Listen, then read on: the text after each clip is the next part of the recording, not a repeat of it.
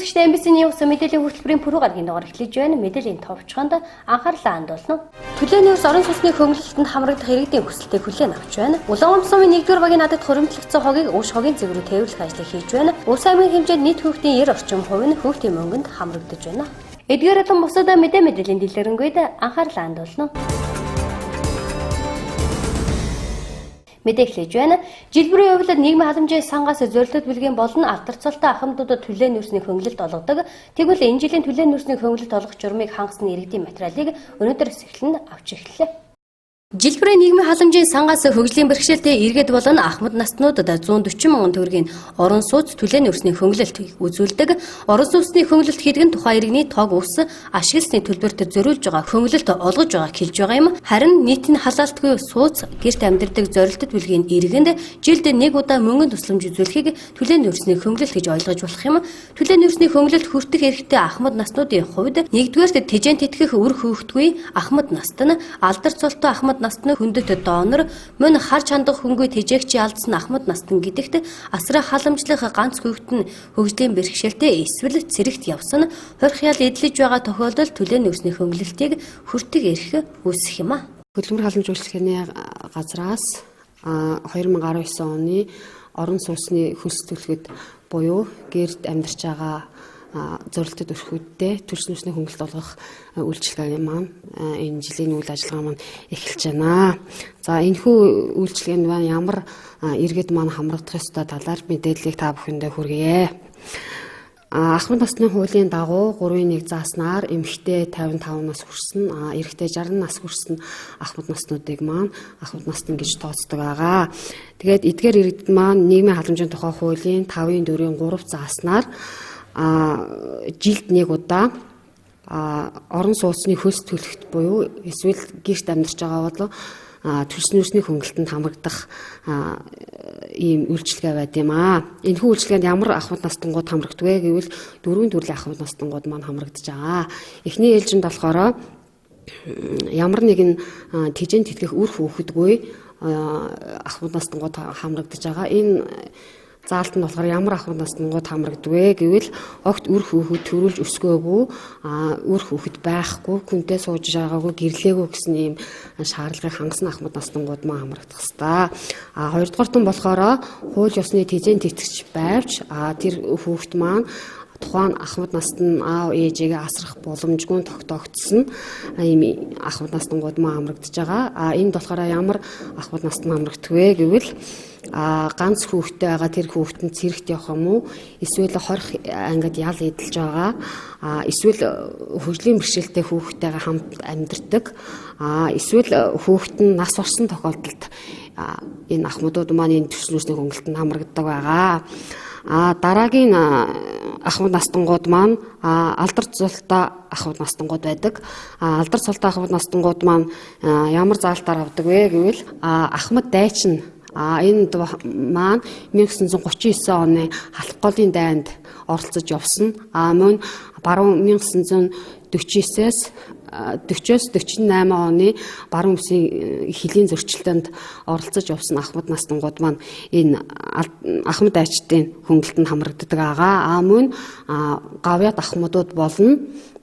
Төрийн соёрхолд 2018 оны 1 сарын 1-ээс эхлээд 1990-с 92 оны үндсэн хуулийг баталсан Монгол Ардын их хурлын депутатууд маань энэ алдар цолтой ахмадууд маань хамрагддаг байгаа. Эдгээр ахмадууд маань төрсөн нөөцний хөнгөлөлтөнд хамрагдах эрхийг үүсгэж байгаамаа.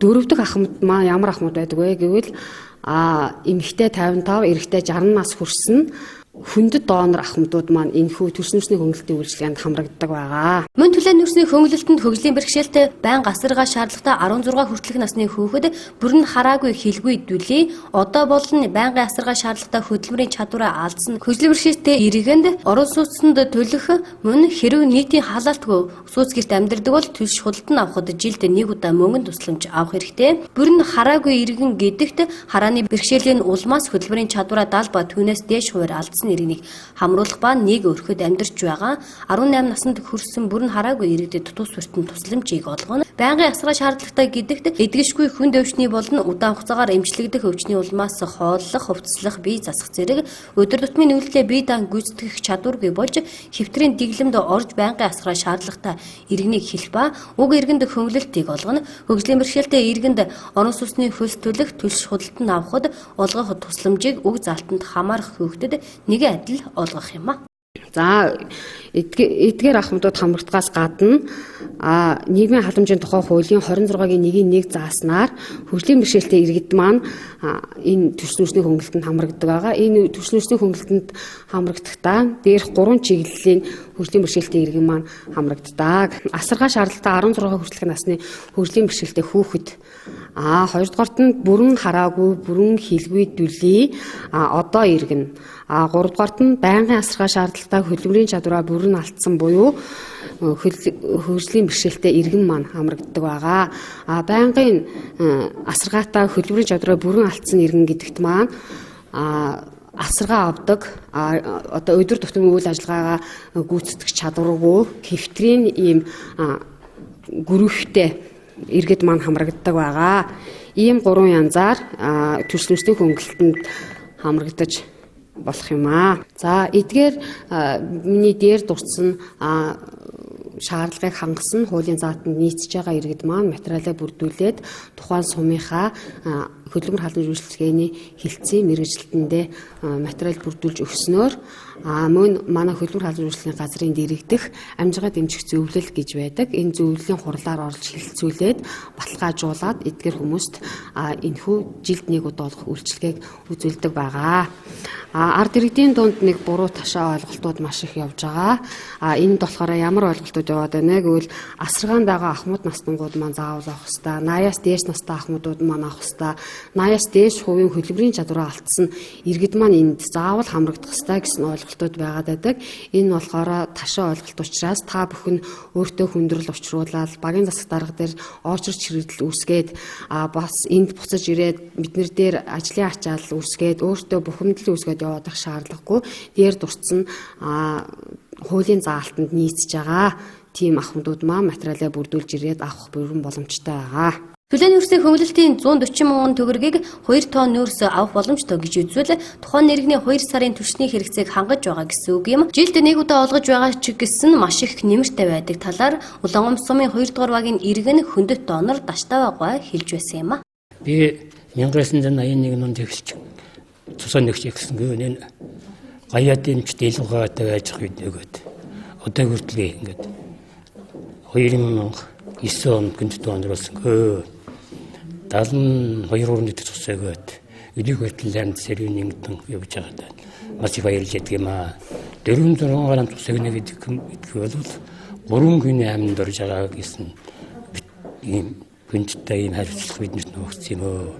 Тэгээд өдийг хүртэл гинт донор нөгөөд энэ халамжийн үйлчлэлийн төвд тэр өөнийхөө дагуу бидний хөнгөлтөнд ороод 3 шилдэн болж байгааг. Энэ чинь нэмэртэй байдаг энэ 140 мянган төгрөг гэдэг чинь бол хөөрхөн мөнгө шүү дээ.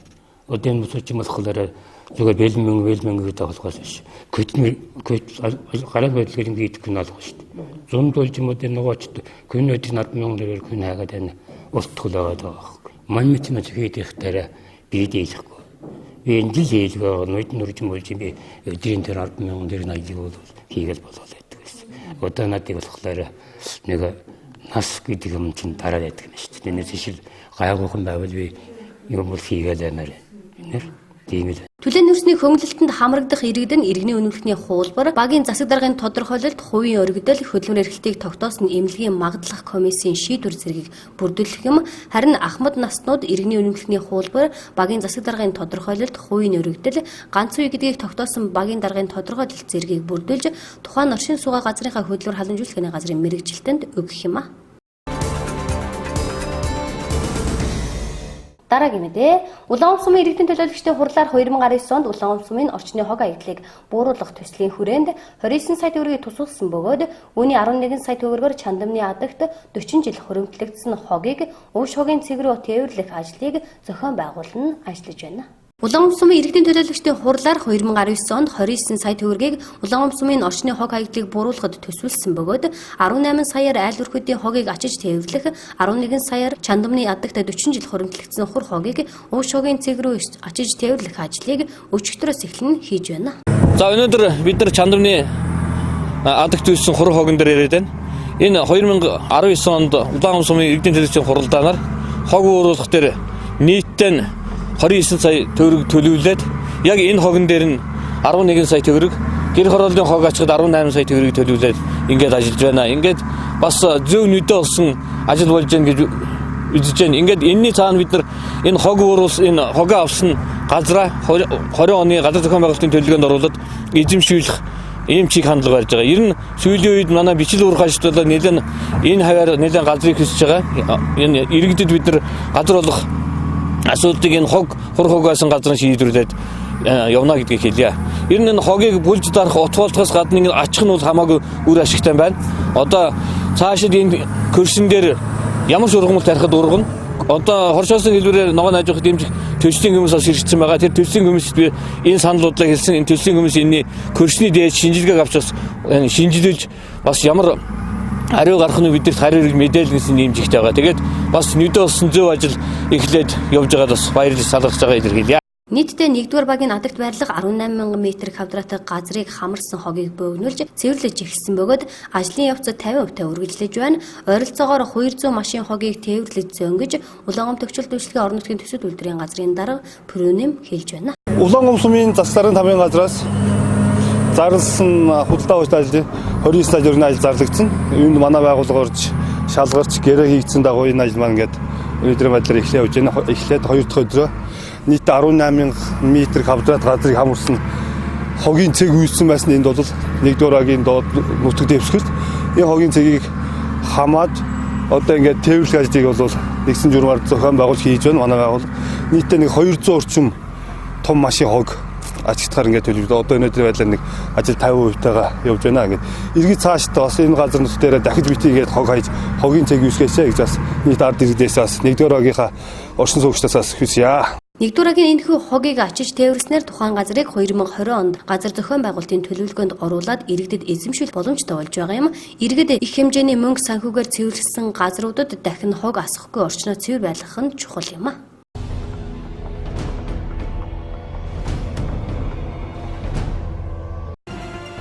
Засгийн газрын ээлжид хуралдаан 2019 оны 11-р сарын 13-ны өдөр болж хөтөлбөр нийгмийн хамгааллын салбарт 2020-2024 онд хэрэгжүүлэх бодлого хөрөнгө оруулалт дэм байгуулалтын талаар сайд чин зөрөг танилцууллаа. Хүн амын шинчилсэн хэтийн тооцоогоор манай улсын хүн ам 2030 онд 4 сая, 2045 онд 5 сая хүчиг төлөвтэй байна. Хэдийгээр төрөлт тогтвортой өсөж байгаа ч ахмад насны тоо илүү хурдцтай өсөж нийт хүн амд эзлэх ахмад насны тоо 2030 онд 12.9%, 2045 онд 16.3% болж одоогийнхоос 2 дахин нэмэгдэх нь. Иймээс хүн амын өсөлтийг дэмжих өсвөрийг залуучдын хөгжил нийгмийн хамгааллыг сайжруулах чиглэлээр дөрвөөр арга хэмжээ авах нь зүйтэй гэж үзэж байгаа юм. Төсөөлөлд тусгаснаас үзвэл нийгмийн хамгааллын үйлчлэгийг оновчтой болгож зорилттой бүлэгт шилжүүлэн нийгмийн даатгалын сангаас олгох тэтгэврийн хэмжээг инфляцийн түвшинтэй уялдуулан жил бүр нэмэх, мөн тэтгэврийн зөрүүг арилгаж тэтгэврийн олон давхаргад тогтолцоо бүрдүүлж үе шаттай нэвтрүүлнэ, ажилгүйдэл ядуурлыг бууруулж эрэлтэд нийцсэн ажиллах хүчин бэлтгэх бодлого хэрэгжүүлэн залуучдын хөдөлмөр эрхлэлтийг дэмжих юм.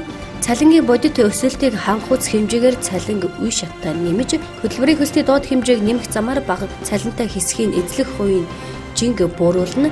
Бүсийн ахмад насны төрөлдсөн асрамжийн газар хүчирхээлэлд өртсөн хүүхдэд урт хугацааны нөхөн сэргээх үйлчилгээ дундын дадлагын бааз Улаанбаатар хотод хүчирхээлэлд өртсөн хүүхдэд урт хугацааны нөхөн сэргээх үйлчилгээ үзүүлэх мэрэгжлийн боловсрол сургалтын байгууллагуудын салбар дундын дадлагын бааз Улаанбаатар хотод ахмадын үйлчилгээний төв мэрэгжлийн өвчин судлалын эмнэлэг хүнд хэлбэрийн хөгжлийн бэрхшээлтэй хүүхдийн асрамжийн төв хүүхдийн цуслан хүүхэд хамгааллын үйлчилгээний цогцлбор зэргийг барьж байгуулахаар тусгасан байна.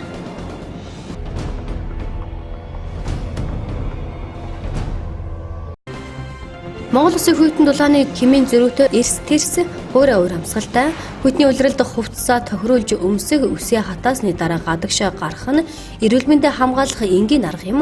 Хүйтэн сэрүүнд нэмгэн хувцас малгайгүй явснаар эмгэг нь гууч өвчин мэдрэлийн сүр өвчтөй болдог тухай мэрэгчлэлтнүүд зөвлөдөг. Насанд хүрсэн хүний уурэг тархинд 1 минутанд ойролцоогоор 750 мг, зүрхнээс тархи руу урсгах цусны 15% цус урссан тэжээлээр хангадаг бол даарах тохиолдолд биеийн дулааны 7-оос 10%-ийг наалдаж, гүрээний судас нарийсч цусны урсгалын хурд удаашрснаар тархины цусан хангамж мууддаг байна. Ингэснээр дараах эрүүл мэндийн сөрөг нөлөөг үзүүлдэг байна. Үүнд архаг өвчин сэдрэх тархиар хатгуулж өгдөг. Хараас усгал муудах, нулимс гоождог болох, нойр муудах, мэдрэлийн сүр өвчин үүсэх, ой тогтоолт муудах, стресст өртөж, ажлын чадвар буурах, хөөхний эрүүл орчин алдагдах, өс хуурайшиж, өнгөө алдах, тиймээс өвлийн улиралд малгай өмснөр хүн дээрх өвчлөөс өөрийгөө хамгаалах юм.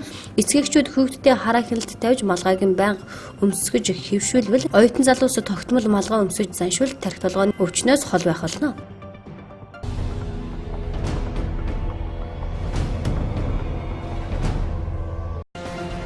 Эрүүл хүүхэд эрүүл шүд хөтөлбөр өнгөрсөн 4-р сараас хэрэгжиж эхэлсэн одоогоор санхүүжилтэн дууссан учраас эцэгчүүд хөтөлбөрийн хүрээнд хүүхдэд үн төлбөргүй үзүүлэх боломжгүй болсон байгаа юм. Бүх хөтөлбөрт нийт 90 мянган гаруй хүүхэд хамрагдсан. Энэ жилийн хувьд 4.6 тэрбум төгрөг зарцуулсан ч эх жил энэ хэмжээний мөнгө зарцуулагдах юм. Эрүүл мэндийн яамны тушаалаар энэ онд 2-оос 6 насных нь амны хөндийг эрүүлжүүлэх хэрвээс заашгүй тохиолдолд 12 хүртэлх насны хүүхэд эмчлүүлэхээр ирвэл 60 мянган төгрөгт 2-оос 3 шүдийг эмчилж болохоор заасан байдаг. Улсын хэмжээнд 2-оос 12 насны 725 мянган хүүхэд бий. Урьдчилсан судалгаагаар тэдний 90 гаруй хувийг нь хамраад байна. Амны хөндийн өвчлөлийг бууруулах, амны хөндийн эрүүл ахуйгаа сахих дадлаг хөвшилт сургахад үндэсний хөтөлбөрийн гол зорилго оршиж байгаа юм. Гэрээ байгуулсан шүдний эмнэлгүүд эрүүл шүд эрүүл хүүхэд хөтөлбөрийн хүрээнд 2-оос 6 насны хүүхдийн амны хөндийг эрүүлжүүлэхэд шаардлагатай бүхий л эмчилгээг улсаас олгож байгаа. 60 мянган төгрөгт багтаан хийж байгаа. Тиймээс эцэгчүүдээс эмчилгээний зөрүү төлбөр гарахгүй юм байна.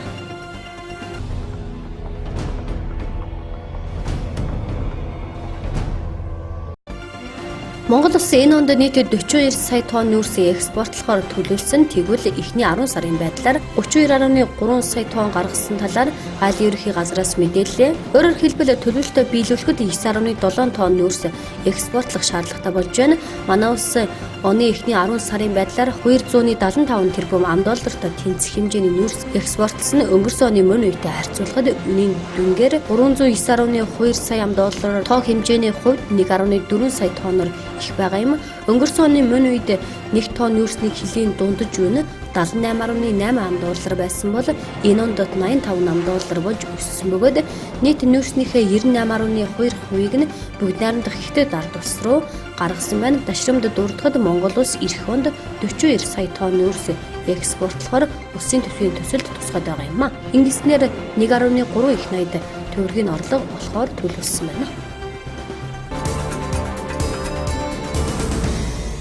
Дараагийн мэдээ, Монгол Улсын засгийн газраас нийгмийн халамжийн үйлчилгээг зорилттой бүлгийн өр хэрэгэнд хөргөх зорилгоор өрхийн амжиргааны түвшин тогтоох судалгааны ажлыг орон даяар 3 жилд нэг удаа зохион байгуулдаг үлээ.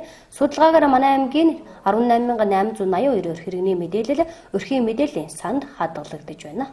Хөтөлбөр халамж үйлчилгээний газраас өрхийн мэдээллийн төлбөрийн сангийн мэдээлэлд үндэслэн 409-с доош оноотой өр иргэн эрүүл мэндийн даатгалын шимтгэлээс сар болгон чөлөөлөх чадваргүй ялдагдагчид хуульчин туслалцаа үзүүлдэг.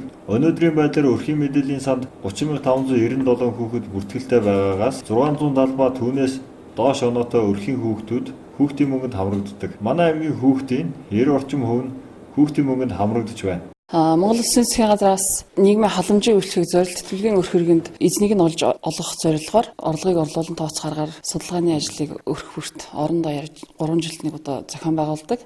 За энэ ажлын үр дүнгээр бид одоо 2017 онд хийсэн ажлын үр дүнгээр манай аймгийн хэмжээнд одоо өрхийн мэдээллийн нэгдсэн санд 18,882 өрх хэрэгний одоо мэдээлэл энэ мэдээллийн санд хадгалагдаж байна. За үүнээс 18,790 өрхийн оноо бол өнөөдрийн байдлаар буудагдчихсан. 18,790 өрхөөс маань одоо 670-аас доош оноотой өрхийн нийт хүүхдүүд бол одоо хүүхдийн мөнгөнд хамрагдаж байна. Сар 20 мянган төгрөгийн тэтгэмж одоо аваа явж байгаа.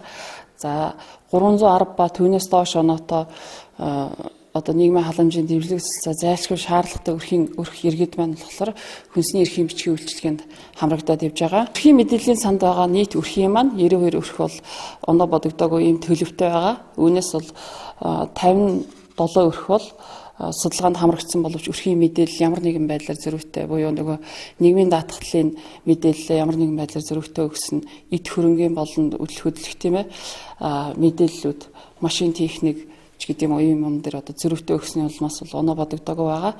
За иргэд бол судалгаа өгсөн иргэд болохоор өөрсдөө лавлж асуугаад бас энийгээ тодруулаад зарим өрхөд оноогоо бодуулаад явж байгаа.